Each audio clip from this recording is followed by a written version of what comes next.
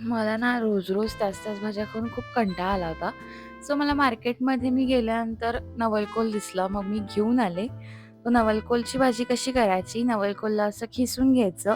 मुगाची डाळ 1 ते 2 तास पाण्यात भिजवायची. कढीपत्ता, कोथिंबीर, मिरची आणि मीठ, साखर. आता इथे आपण कढई ठेवायची आणि नेहमीसारखी फोडणी करून घ्यायची. मोहरी, जिरे, हिंग, हळद. त्यानंतर मग इथे आपण सगळ्यात आधी मिरच्या घालणार आहोत. त्या थोड्याशा फ्राय करून घ्यायच्या आणि मग आपण ह्याच्यामध्ये कढीपत्ता ॲड करायचा आहे. आता इथे नवलकोल आपल्याला असं पिळून घ्यायचा आहे, कारण त्याला उग्र वास असतो.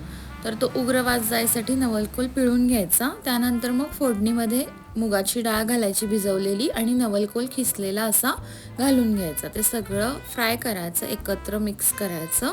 त्यानंतर थोडंसं पाणी मारून ह्याला आपण झाकून ठेवायचं आहे, कारण नवलकोल थोडासा राठ असतो, त्याला शिजायला वेळ लागतो.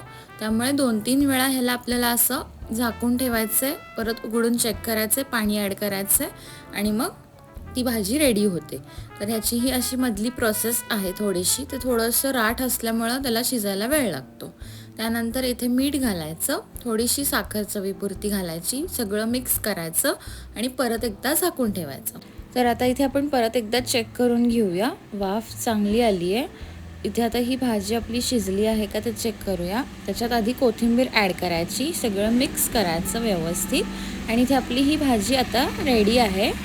तर ही नवलकोलची भाजी तुम्हाला कशी वाटली मला नक्की कमेंट्स करून सांगा. तुम्ही एकदा नक्की ही भाजी ट्राय करून बघा आणि चॅनलला सबस्क्राईब करायला विसरू नका.